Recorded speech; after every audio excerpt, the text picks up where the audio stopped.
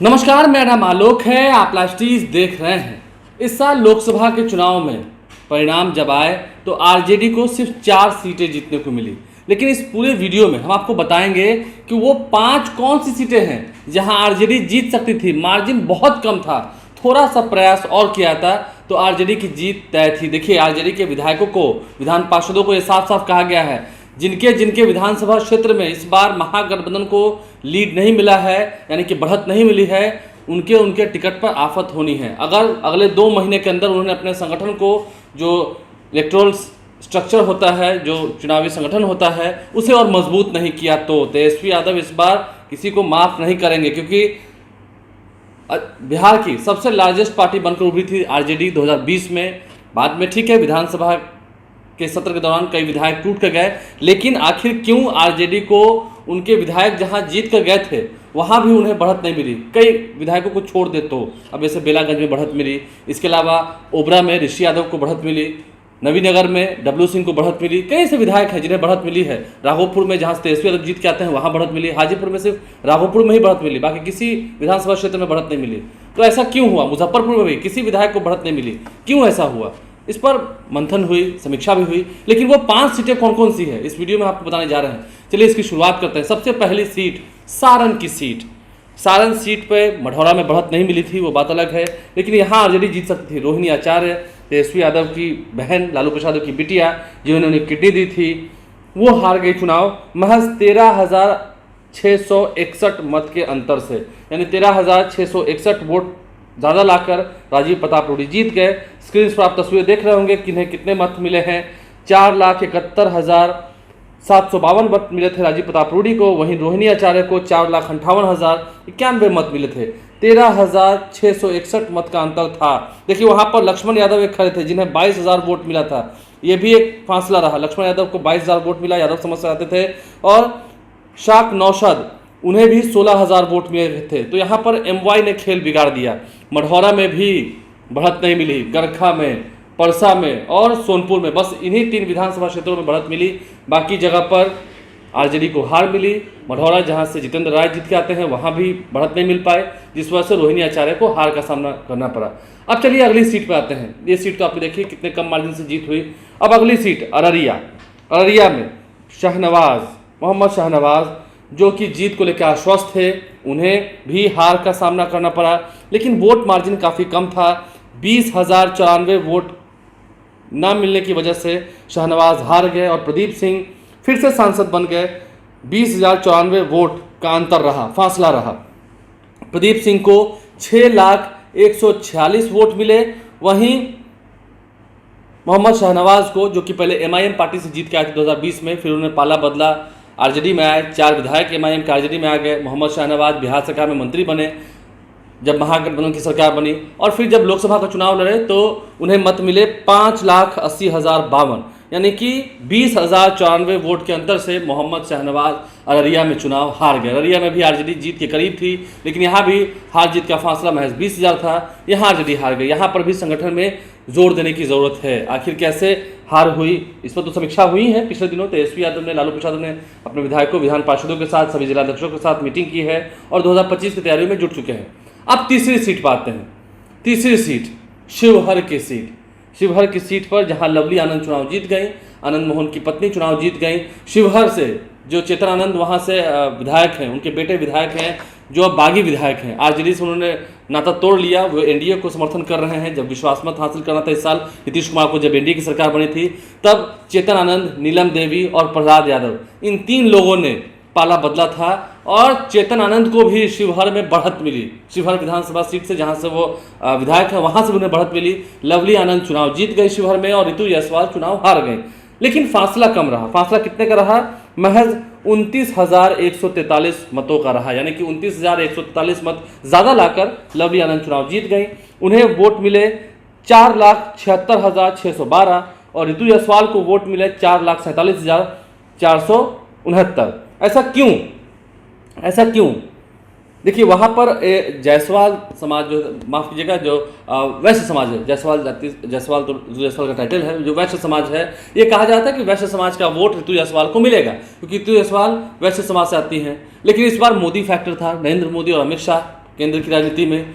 तो वैश्य समाज उन्हें देख रहे थे। जब हम भी ग्राउंड जीरो पर गए थे, पब्लिक ओपिनियन क्या था, जो वैश्य समाज का वोट है वही निर्णायक होना था, क्योंकि तमाम जो फॉरवर्ड लॉबी के लोग थे वो बीजेपी की ओर थे। जो यादव और मुस्लिम कास्ट के लोग थे, अधिकतर लोग, हम सबकी बात नहीं करें, अधिकतर लोग, क्योंकि यहाँ से एमआईएम पार्टी से राणा रणजीत भी चुनाव लड़े थे, एआईएमआईएम पार्टी से, उन्हें भी अच्छे मत प्राप्त हुए, उन्होंने भी अपने डेब्यू मैच में अच्छा परफॉर्मेंस दिया।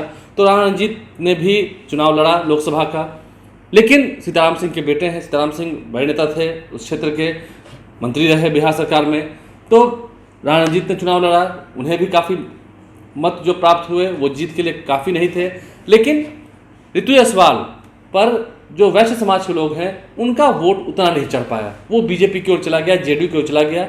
लवली आनंद चुनाव जीत गई। सबसे बड़ी जीत यहाँ हुई चेतन आनंद की, आनंद मोहन की, जिन्होंने खूब पसीना बहाया, खूब दमदार तरीके से जो अपना इलेक्शन स्ट्रक्चर है, जो अपना चुनावी ढांचा है, चुनावी रणनीतियाँ हैं वो बनाई। उनकी बिटिया सुरभि आनंद वो भी प्रचार में थी, उनकी बहू हैं डॉक्टर आयुषी वो भी चुनावी प्रचार में थी। चित्रानंद ने खूब मेहनत किया और शिवहर से भी उन्हें लीड मिली। लेकिन वैश्य समाज का वोट ना मिल पाने के कारण, उतनी संख्या में वोट ना मिल पाने के कारण हार जीत का फासला यहाँ कम रहा। ऋतु जायसवाल 29,500 के वोट के मार्जिन से वो हार गई चुनाव। अब देखिए अब अगली सीट कौन सी है। अगली सीट है सीतामढ़ी की सीट। सीतामढ़ी में देवेश चंद्र ठाकुर, हाल ही में उनका बयान काफ़ी वायरल हुआ जब उन्होंने कहा कि व्यक्तिगत काम यादव और मुस्लिम का हम नहीं करेंगे। यादव जाति से जाते हैं, मुस्लिम समुदाय से जाते हैं, क्योंकि उन्होंने वोट नहीं दिया। हम इतना काम करते थे उनका दिल काफ़ी दुख गया था। उन्होंने खुलकर जब सम्मान समारोह हो रहा था उनके क्षेत्र में, जब वो चुनाव जीत गए, जीत तो जीत होती है, चाहे वो 5 वोट से जीते, चाहे 10 वोट से जीते, चाहे 5 लाख वोट से जीते।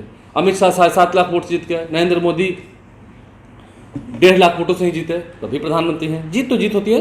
अब जब सभापति रहे थे उस वक्त देवेश चंद्र ठाकुर, वो सीतामढ़ी से चुनाव लड़े, अब तो सांसद हो चुके हैं। उनकी जीत हार का जो फासला रहा वो 51,356 वोट का रहा। अर्जुन राय वहाँ चुनाव हार गए।